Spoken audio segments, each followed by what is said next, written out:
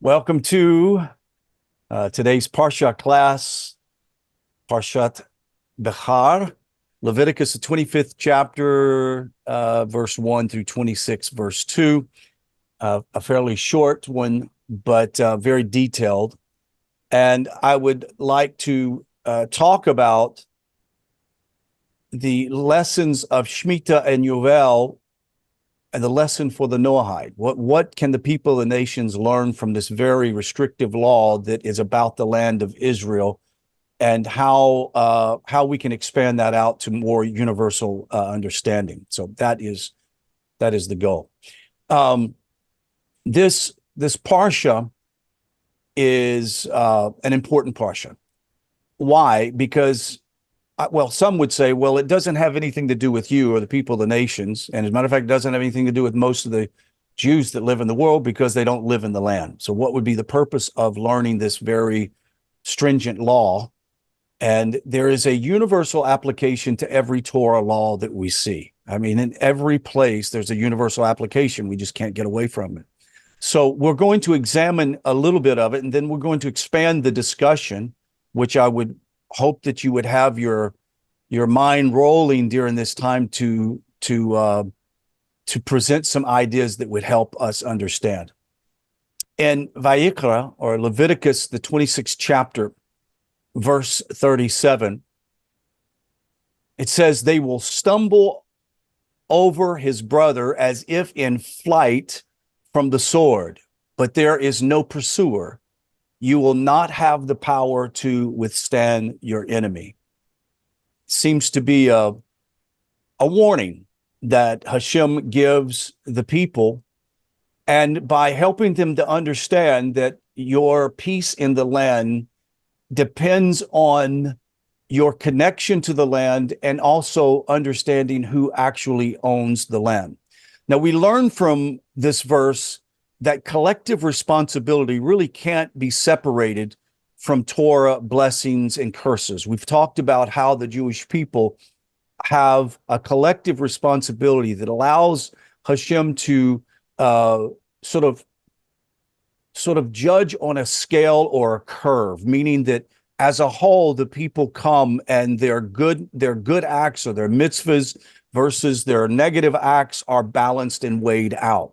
Now, our collective responsibility, and I'm going to say ours because I'm going to include the people of the nations who want to glean from the wisdom of the Torah in this idea. But there is a collective responsibility amongst the people of the nations as well. It is related to the very fate of Israel and also the people of the nations. Our identity as righteous people and the identity of the Jewish people being a single nation is based on their collective responsibility. And we are judged as a nation, for example, as Americans. If you go to another country in which Americans may have not presented themselves very well, there is a collective responsibility. Oh, you Americans, we do it to the French. The French, whatever it may be. There is a collective responsibility that has to be known. Now, the portion of Behar focuses mainly on the laws pertaining to Jewish life and the land of Israel, and more particularly on commandments that express the special bond the people of Israel have with the land. For example, the laws of the Sabbatical year and the Jubilee is two prime examples. As well known, as well as some of the other laws pertaining to the proper conduct of an individual within the Jewish society, in the land, a sale of property, fraud, inheritance, status of houses, and buying and leasing and working, et cetera, within walled cities, for example, Jewish slaves, cities, and so forth. We're going to learn a beautiful lesson, but let's first learn what the lesson is about in this parsha. It said that God spoke to Moses at Sinai, saying, "Speak to the children of Israel and say to them, when you come into the land that I give you, the land shall observe a Sabbath rest for God. For 6 years you may sow your field and you will pursue your vineyard and you will gather its crops. But in the 7th year shall be a complete rest for the land, a Sabbath for Hashem. Your field shall not sow, your vineyard you shall not prune. This is found in verse 25, 1 through 5, the chapter before we're dealing with this now. Remember, the land of Israel belongs to God, but in reality, this whole of creation belongs to God. Everything that we have and obtain in the physical world is a gift of God. We talk about giving a sense of gratitude in our prayer and our devotions to God, our meditation. And when we discover that everything that we have and everything that we observe, everything that we experience is from God and belongs to God. Every quarter that we rub together, every check we write belongs to Hashem. Every gift of charity that we give, we're giving in an extension or as an extension from the hand of the Holy One, blessed be He. Someone is often asked, well, why do we have so much evil in the world? And why do we have hunger? The reason why we have those things is so that people of righteousness can extend themselves in such a way to bring about a more just society and a world in which people that are hungry can be fed. We are an outcrop of service to Hashem in the world. Now, the Torah presents a code of agrarian and personal property laws that are really interesting. Shemitah and Yovel. Let's look. The redemption of land and houses and servants, the law of usury, for example. These are all logical outgrowths of one legal principle. Israel and its land belongs to God, who has the sole legitimate claim to them. Most obvious are the laws of Shemitah and the Sabbatical year and Yovel, which would be the Jubilee years that come up. Engraved on the Liberty Bell in Philadelphia, it says, proclaim liberty through the land to all the inhabitants, therefore. This is the mistranslation of a verse from the Parshat. You will proclaim release through the land for all of its inhabitants. This refers to everyone returning to their God-given land, which can not be sold forever. Now, this law only exists in the land of Israel. But I wonder if in the days of Mashiach, if in the days of redemption, that everyone will be returned to somehow their ancestral portion. I don't know what that means, but we do know one thing. The land of Israel belongs to Hashem. This is why many Jewish people, and I, to be frank, myself, was very shocked when Israel gave Gaza, the region of Gaza, to the Palestinians. Like, I was shocked. And Tara Ross is a good friend of Jeremy Gimple and myself, and Jeremy and both Jeremy and his partner in Torah, Ari Abrimowitz. Yes, thank you, Tar. Ari Abrimowitz. They were involved at that time as IDF soldiers, and they were also part of supporting the people that were locking arms in synagogues. And if you'll go back and watch the video of Jews being torn out of synagogues and houses, and their houses being bulldozed by the IDF. By the IDF. How tragic was that to see them give something away that did not belong to them?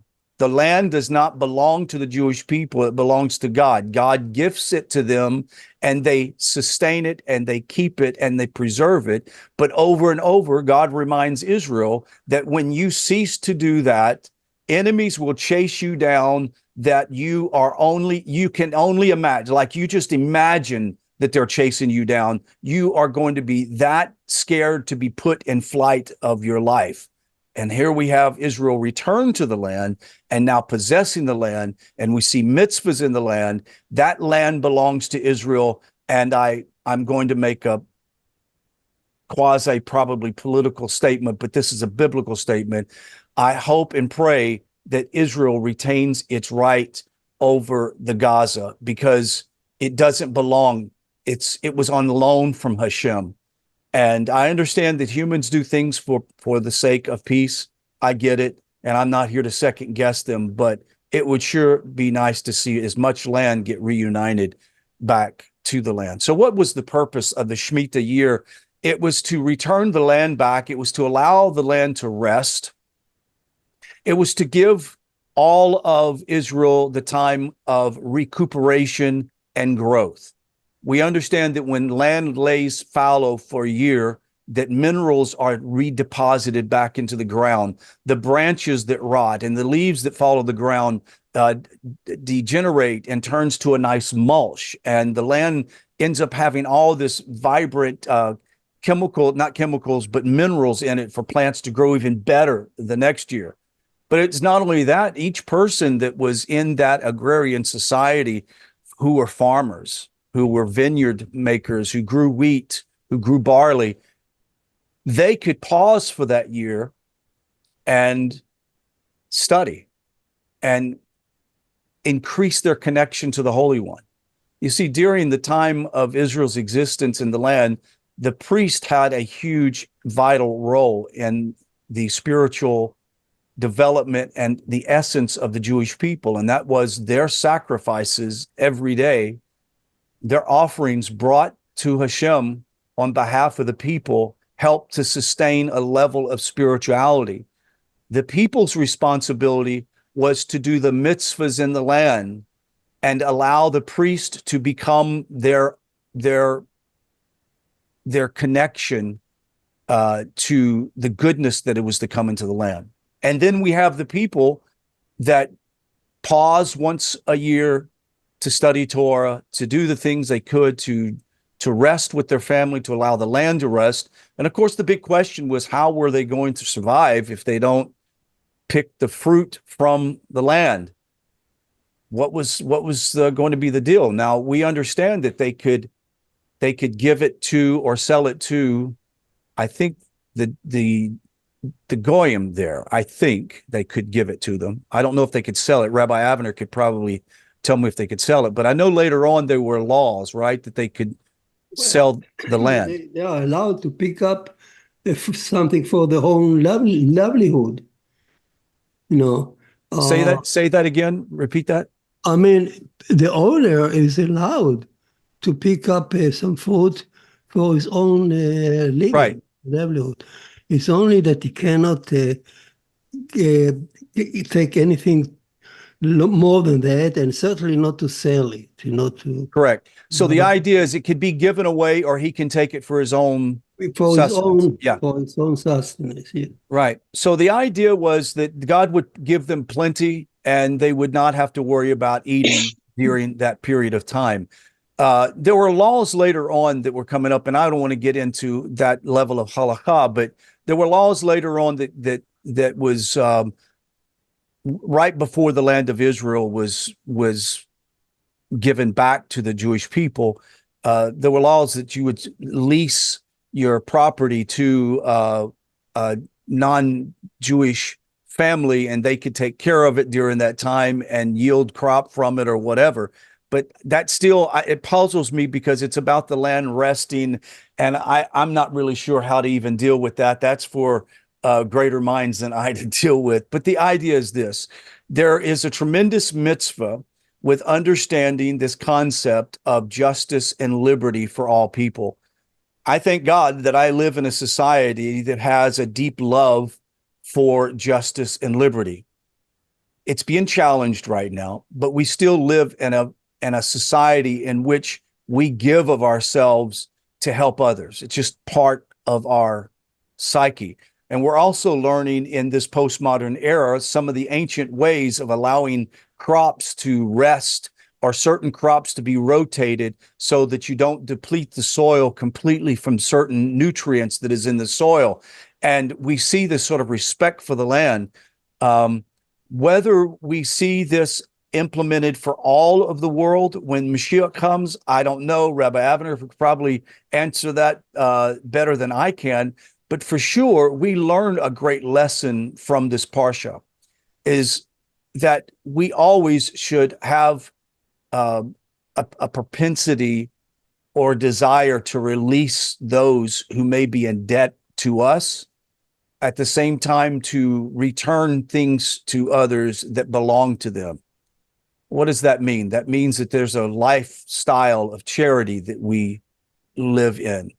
Charity is not only the money you give, but the kindness that you give and return to an individual. And it's an important ethos of the people of the nations who live at the highest level of morality and good character, that we want to be people who want to see things that to be restored. We want to be restorative individuals. We want to see redemption in the world that we live.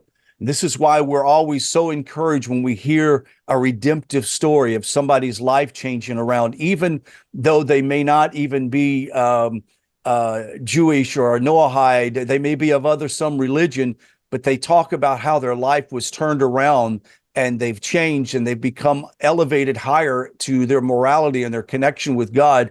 We of all people should be fanning the flames of that with every human being. I'm encouraged by the words of the Torah that does not leave the nations out of this equation. That means that the nations can gain a great wealth of wisdom from looking at this universal principle of the Shemitah and the Yovel. That is the restoration of all things, the restoration of debt, the restoration of family. Incredible.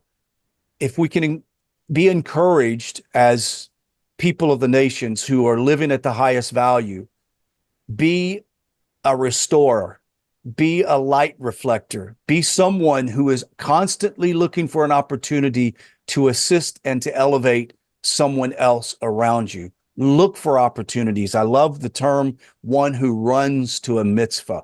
Always look for an opportunity to do kind, whether it's in a supermarket or whether it's to your spouse. It's important that we begin to live these values, because these values still exist as universal principles. These principles didn't stop when the temple went away. These principles didn't go away when Israel was out of the land. Though the laws changed, or not changed, the laws were not applicable to the Jewish people outside of the land.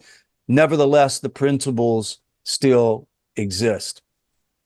So I'm praying, and I have prayed for each one of you during my meditation. I ask Hashem to elevate you guys in wisdom and knowledge and to a unique connection with him. And I pray that the wisdom that you gain is to be able to read the words of the Torah, to study the words of the Parsha, and glean from it the universal value and the knowledge that comes from the Torah. That concludes my short. Sure. So let's open the floor up and let's talk a little bit about these ideas.